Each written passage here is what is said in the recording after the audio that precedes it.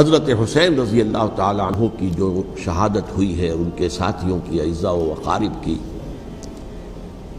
تاریخ انسانی میں یہ عزم، ہمت، شجاعت، مثابرت، صبر، استقلال، استقامت، اس کی بہت روشن مثال ہے، بہت روشن مثال ہے، بہت روشن مثال ہے۔ لیکن اس سے تاریخ کی رفتار پر کوئی اثر نہیں پڑا۔ وہ جو ملوکیت آ گئی تھی وہ اور گہری سے گہری ہوتی چلی گئی۔ واقعہ کربلا کے بعد تو واقعہ ہررا ہوا میں نے گنوا دیا، اس سے زیادہ تو میرے خیال میں کہ اور ہمارے لیے لائق شرم جو ہے کوئی واقعہ ہے ہی نہیں اس پہلو سے۔ لیکن حضرت حسین کا ایک، اب ان کو یہ کہ میں مطلب یہ کہ اگر میں ان کے ہاتھ پر بیعت کر لیتا ہوں، جو کہ اس وقت سامنے موجود تھے، کہ یزید کی بیعت تمہارے ہاتھ پر کرتا ہوں، تو گویا کہ اپنے آپ کو سرنڈر کر دیتے۔ وہی خطرہ جو امیر معاویہ کو تھا کہ مجھے وہ تو پہنچنے بھی نہیں دیں گے علی تک رضی اللہ تعالیٰ عنہ، اور مجھے پہلے ہی شہید کر دیں گے۔ یہی خطرہ حسین کو تھا رضی اللہ تعالیٰ عنہ کہ مجھے یزید تک پہنچنے نہیں دیں گے، پہلے ہی قتل کر دیں گے۔ اور ویسے بھی یہ ایک شرافت، مروت اور حمیت اور غیرت اور عزت نفس کا تقاضا بھی تھا کہ بھائی معاملہ ہے یزید کا، میرا مجھے وہاں جانے دو، اللہ اللہ خرسنا، یو کین اسکورٹ می، میرے دائیں بائیں چلو تاکہ میں کہیں اور بھاگ نہ جاؤں تمہارے خیال میں، مجھے وہاں پہنچا دو، میں وہاں پہ جا کے اسے معاملہ کر لوں۔ لیکن انہوں نے قتل کیا، اصل قاتلان کوفی، وہی سبائی۔ البتہ یہ ہے کہ اس واقعے کی جو یادگار ہے، اس میں کوئی شک نہیں ہے کہ اس نے مسلمانوں میں سے ایک گروہ کے دل میں قربانی اور شہادت کا جذبہ بہت پیدا کیا، اس میں کوئی شک نہیں۔ اور جس طریقے سے کہ عاشورہ محرم میں یاد منائی جاتی ہے، جس طریقے سے اس نے اہل تشیع کے اندر قربانی کا جذبہ بے انتہا پیدا کر دیا۔ اگرچہ وہ جذبہ بروئے کار نہیں آتا، اس لیے کہ ان کے ہاں یہ عقیدہ ہے، یہ طے ہے کہ جب تک حضرت مہدی ظاہر نہیں ہوں گے ہم کسی کے خلاف بغاوت نہیں کریں گے۔ یہ پوری تاریخ میں ان کا معاملہ رہا، تمام جو ہے ائمہ اہل بیت کا معاملہ رہا۔ جب تک مہدی نہیں آتے، keep sitting and keep waiting, wait and see, that's all. یہ تو خمینی صاحب نے کیا ہے، آیت اللہ خمینی صاحب نے، کہ انہوں نے یہ ایران کے شیعوں کو باور کرایا کہ بھائی جب آئیں گے حضرت مہدی آ جائیں گے، لیکن ہم اب ہاتھ پر ہاتھ رکھ کر بیٹھے رہیں، باطل کو چیلنج بھی نہ کریں، ہمیں کچھ تو کرنا چاہیے، وہ ہاتھ پاؤں ہلانے چاہیے، اور کچھ نہیں تو مہدی کا راستہ جو ہے صاف کرنا چاہیے، تمہید کرنی چاہیے، ان کے راستہ ہموار کیا جائے۔ تو یہ ان کی بڑی عظمت ہے آیت اللہ خمینی صاحب کی کہ اہل تشیع ایران کے جو ہے ان سے انہوں نے یہ بات منوا لی کہ ہم بالکل انرٹ نہیں بیٹھے رہیں گے، بلکہ اب انہیں نائب امام قرار دے کر اور ولایت فقیہ کے فلسفے کے حوالے سے، یہ دو چیزیں ان کی جو ہیں بنیادی فلسفے کی ہیں، وہ اس وقت میرا موضوع نہیں ہے، انہوں نے عوام کو ایسا کھڑا کیا ہے کہ 20,000 سے لے کر 30,000 کے درمیان انسانوں نے جانیں دے دی، عورتوں کے جلوس نکلے، شیرخوار بچہ گود میں ہے عورت کے، اور گولی کھا رہی ہے اور مر رہی ہے، گر رہی ہے۔ آپ سوچئے زندگی کتنی عزیز ہوتی ہے، اور شیرخوار بچے کے لیے ماں کی جو زندگی ہے، اس ماں کو اپنی زندگی کتنی عزیز تر ہوگی کہ اپنے لیے نہیں تو اس بچے کے لیے مجھے جینا ہے، لیکن نہیں، گولیاں کھائیں اور گری۔ یہ جذبہ انہی میں ہے۔ واقعہ یہ ہے کہ اہل سنت کے اندر یہ جذبہ نہ ہونے کے برابر ہے۔ یہ میں واشگاف الفاظ میں کہہ رہا ہوں، پورے عالم اسلام میں صرف شیعہ ایران ایسا نکلا ہے کہ جس نے بادشاہت کا خاتمہ کیا، باقی سعودی عرب میں بادشاہت بیٹھی ہوئی ہے، ڈٹ کر بیٹھی ہوئی، اربوں ڈالر کا ایک ایک محل بنتا ہے ان بادشاہوں کا، اور سنی سن ہے، سن، کوئی حرکت نہیں۔ وہ تو اب جو حرکت ہو رہی ہے وہ اینٹی امریکن حرکت ہے جو ہو رہی ہے، وہ در حقیقت وہ مسئلہ بالکل دوسرا ہے جو اس وقت ہو رہا ہے، لیکن یہ کہ عالم اسلام میں کوئی تحریک ایسے نہیں اٹھی۔ یہ اہل تشیع میں ہے جو بالکل استثنائی بات ہے کہ انہوں نے جو ہے ایک ایسا بادشاہ جس کو کہا جاتا تھا کہ اس کا جو اسلحہ خانہ ہے وہ ایشیا میں سب سے بڑا اسلحہ خانہ ہے، جو 2500 سالہ پرانی جو ایک عظمت تھی ایران کی، اس کو دوبارہ تازہ اور زندہ کرنا چاہتا تھا۔ 2500 سالہ برسی اس نے منائی تھی، اس کے لیے ایک شہر آباد کیا تھا کہ خسرو یا سائرس یا ذوالقرنین قرآن مجید کی اصطلاح میں اس کی یادگار بنائی تھی، اور وہ سوچ رہا تھا کہ وہی عظمت دوبارہ ایران کی ہوگی جو کہ خسرو کے زمانے میں تھی، جس کا قرآن مجید میں سورہ کہف کے اندر ذکر ہے، مشرقی فتوحات، مغربی فتوحات، شمالی فتوحات، تو وہ بادشاہ ہے اس کو بھاگنا پڑا وہاں قربانی کی وجہ سے۔ تو یہ جو ہے واقعہ کربلا نے، اس میں کوئی شک نہیں ہے کہ ایک ایسی مشعل روشن کی ہے جس کو کہ ہر شخص کو دیکھنا چاہیے۔ یہ بھی انسان، جیسے کہ اقبال نے ایک شعر کہا تھا غالب کے لیے، فکر انسان پر تیری ہستی سے یہ روشن ہوا ہے، پرے برغ تخیل کی رسائی تاک ہو جا۔ تو فکر انسان پر حضرت حسین کی قربانی سے یہ واضح ہوا ہے کہ انسان کس حد تک جا سکتا ہے قربانی دینے کے لیے اپنے کسی مقصد کے لیے۔ مقصد ان کا جو تھا، میں نے اسی لیے آیت پڑھی تھی، معاذ اللہ ثم معاذ اللہ۔ میں ایک آخری بات جو کہہ رہا ہوں وہ نوٹ کر لیجئے، ایک خاص انتہائی نقطۂ نظر کے عام کیے جانے کی وجہ سے سنیوں میں بھی ایک انتہائی رد عمل پیدا ہوا ہے۔ ایکسٹریم رائٹسٹ سنیز، اگر ایک طرف سے حملہ کیا گیا ہے حضرت عثمان کی نیت پر، ان کو خیانت کا الزام لگایا گیا، ان پر اقربا پروری کا الزام لگایا گیا، حضرت ابو موسیٰ شریف پر خیانت اور غداری کا الزام لگایا گیا، یہ ساری چیزیں اگر صحابہ کرام کے اوپر ہوئی ہیں، امیر معاویہ پر، امیر اور عمرو بن العاص پر، تو جواب میں کچھ لوگ کھڑے ہو گئے، حضرت علی وہ اقتدار کے طالب تھے، معاذ اللہ ثم معاذ اللہ ثم معاذ اللہ۔ یہ اہل سنت کا موقف نہیں ہے۔ حضرت حسین اقتدار کے طالب تھے، ہرگز نہیں، ہرگز نہیں، ہرگز نہیں۔ وہی اصول جو میں نے بتایا تھا سب کے لیے لاگو رہے گا، وہ امیر معاویہ کے لیے ہے تو حضرت علی کے لیے بھی ہے، حضرت حسین کے لیے بھی ہے۔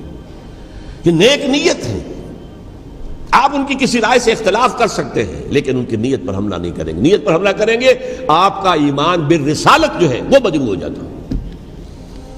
یہ رسول کے ساتھ بھی ہے، رسول نے ان کا تزکیہ کیا، یتلو علیہم آیاتہ ویزکیہم، اس کا سارا عمل محمد کا کیا ہوا صلی اللہ علیہ وسلم۔ تو صحابی کے معاملے میں یہ ہمارے ہاں ان کو اہل سنت جو ہیں، جو معتدل مزاج کے، اکثریت ان کی، یہ تو چند لوگ ہیں، ذرا قلم چلا لیتے ہیں تو ان کی بہت سی کچھ چھوٹی چھوٹی کتابیں بھی شائع ہو گئی ہیں بہت، لیکن انہیں اہل سنت نے قرار دیا ناسبی یا خارجی۔ جیسے خوارج نے کہا تھا حضرت علی بھی کافر ہے اور حضرت امیر معاویہ بھی کافر ہے، حضرت عمرو بن العاص بھی کافر ہے، معاذ اللہ ثم معاذ اللہ۔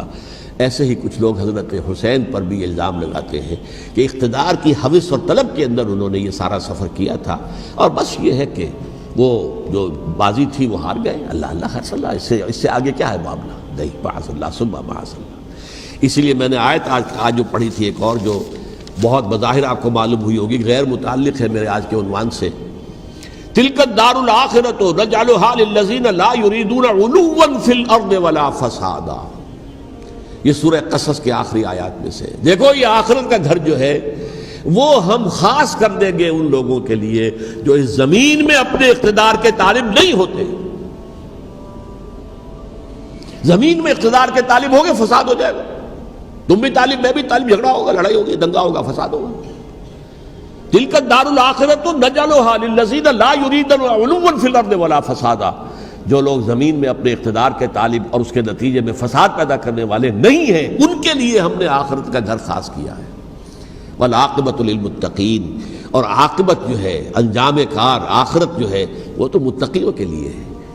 اسی میں آئیں گے سب صحابہ کرام، خواہ وہ حضرت علی ہے رضی اللہ تعالیٰ عنہ، اور خواہ وہ حضرت امیر معاویہ ہیں، حضرت عثمان ہیں رضی اللہ تعالیٰ عنہما، خواہ حضرت حسن ہیں، حضرت حسین ہیں رضی اللہ تعالیٰ عنہما، خواہ عبداللہ ابن زبیر ہیں، خواہ عبداللہ ابن عباس ہیں، خواہ عبداللہ ابن عمر ہیں رضی اللہ تعالیٰ عنہم اجمعین۔ اس اصول کو سامنے رکھ کر اختلاف آپ کر سکتے ہیں کسی سے بھی، لیکن کسی کی نیت پر حملہ کریں گے تو اصل میں آپ کا ایمان بالرسالت مجروح ہو جائے گا۔ علی کو نبی اکرم صلی اللہ علیہ وسلم نے اپنا نائب بنا کر چھوڑا تھا جب غزوہ تبوک میں جا رہے تھے مدینے میں۔ حضرت علی نے کہا بھی کہ مجھے آپ عورتوں کے ساتھ بٹھا کے جا رہے ہیں۔ فرمایا تمہارا مقام میرے ساتھ وہی ہے جو موسیٰ کے ساتھ ہارون کا تھا۔ ہارون کو چھوڑ کر گئے تھے نا یہودیوں کے پاس جب گئے تھے تورات لینے کے لیے، تو تمہارا وہی مقام ہے میرے ساتھ۔ تو یہ حضرت علی ہے رضی اللہ، ان کے بارے میں میرا، ان کی کیا عظمت میری نگاہ میں۔ تو یہ 3 کتابچے ہیں، مجھے نہیں معلوم تیسرا یہاں ہے یا نہیں ہے، بہرحال آپ لوگوں کو ریکمینڈ کر رہا ہوں کہ ان کا مطالعہ کریں۔ اب یہ کہ آخری بات یہ ہے کہ اصل ہمارے کرنے کا کام کیا ہے۔ دیکھیے کیوں نہیں کیا کسی نے بھی خروج کا معاملہ، وہ میں واضح کر چکا ہوں، بغاوت نہیں کی. کیوں؟ ایک تو ریاست اور حکومت میں فرق نہیں تھا. ذرا کھڑا ہو اور وہ باغی قرار پائیں گے، واجب القتل ہو جائیں گے، فتوے کی زد میں آ جائیں گے.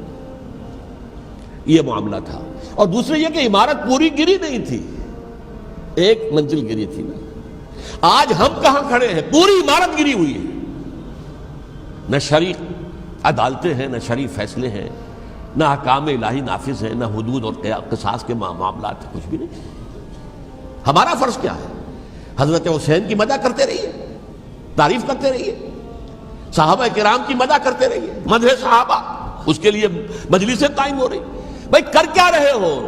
تھے تو آبا وہ تمہارے ہی، مگر تم کیا ہو؟ ہاتھ پر ہاتھ دھرے منتظر فردا ہو. تلک امت قد خلت لہا ما کسبت ولکم ما کسبتم. وہ تو ایک امت تھی جو چلی گئی، اللہ کے ہاں پہنچ گئے. جو کچھ انہوں نے کمایا وہ ان کے لیے، تمہارے لیے نہیں ہے. تمہارے لیے وہ ہوگا جو تم کماؤ گے. ہمارے لیے راستہ اب یہی ہے کہ خلافت راشدہ کے مکمل نظام کو اثر نو قائم کرنے کے لیے منہج انقلاب نبوی کو اختیار کریں. میری کتاب اس پر، کیسٹس اس پر، آڈیو کیسٹس، ویڈیو کیسٹ، سی ڈیز، نہ معلوم ڈی وی ڈی، سب کچھ موجود. سیرت النبی پر تو میں عرض کر چکا ہوں. فلسفہ سیرت النبی سمجھنا ہے تو میری کتاب پڑھیے، ورنہ سیرت النبی آپ پڑھ لیں گے، واقعات معلوم ہو جائیں گے، فلسفہ سیرت سامنے نہیں آئے. اس کا آپ مطالعہ کریں گے میری کتاب سے. اور دوسرے یہ کہ یہ خلافت قائم کرنے کے لیے جو جد و جہد ہم کر رہے ہیں، تحریک خلافت پاکستان جس کا میں داعی ہوں ادنا سا، وہ تنظیم نہیں ہے، میں اس کا امیر نہیں، وہ ایک تحریک ہے. جیسے تحریک پاکستان کہلاتی تھی، جس کی تنظیم تھی مسلم لیگ، پارٹی کا نام مسلم لیگ تھا، لیکن تحریک پاکستان. اس طرح تحریک خلافت پاکستان وہ ہم نے چلائی ہے تنظیم اسلامی کے تحت. یہ خلافت جب پہلی چلی تھی آج سے 84 سال قبل، نومبر 1921 میں خالق دینا ہال میں وہ مقدمہ چلا تھا، جس کے نتیجے میں بڑے بڑے جو لیڈر تھے ہمارے، مولانا محمد علی جوہر اور مولانا حسین مدنی اور مولانا ابوالکلام آزاد، ان سب کو 2 سال کی قید کی سزا سنائی گئی تھی. بغاوت، مقدمہ بغاوت، یہ خالق دینا ہال. اسی میں سن 91 یا 92 میں نے 3 دن تقریریں کی تھیں، جن میں آج سے پھر میں 3 تقریریں کرنے والا ہوں. ایک آج شام کو، ایک کل شام کو رات 9 بجے، آج بھی کل بھی، ایک پرسوں اتوار کی صبح کو 10 بجے ہے کیا 11 بجے. تو ان میں آپ حضرات شرکت فرمائیں، تاکہ اصل جو ہمارے کرنے کا کام ہے، تاریخ کو بھی سمجھنا چاہیے. تاریخ کے عوامل کیا ہیں، کیا پس پردہ عوامل کار فرما تھے، کیا کسی شے کی اصل حقیقت ہے، وہ سمجھنا چاہیے. لیکن یہ ہے کہ اس اعتبار سے میں نے جب یہ لفظ استعمال کیا تھا اس مذاکرے میں، لپ سروس، کہ یہ ہم صرف لپ سروس کرتے رہے، مدح کے بیان کرتے رہے، منقبت بیان کرتے رہے، حضور کی نعتیں کہتے رہے، تو اس سے تو بات نہیں بنے گی جب تک کہ وہ فرض منصبی شہادت علی الناس کا جو ہمارے ذمے ہے بحیثیت امت محمد صلی اللہ علیہ وسلم، اس کو ادا نہ کریں. مجھے خوشی ہے کہ اس کی بھی تائید دونوں حضرات نے کی. ہاں یہ لپ سروس کا معاملہ ہے. اللہ تعالی حضرت حسین کے نقش قدم پر چلتے ہوئے، بلکہ اصل میں تو ہمارے لیے اسوہ رسول ہے محمد صلی اللہ علیہ وسلم کا، اس پر چلتے ہوئے ہم پاکستان میں اسلام کا نظام خلافت قائم کرنے کی جد و جہد کریں.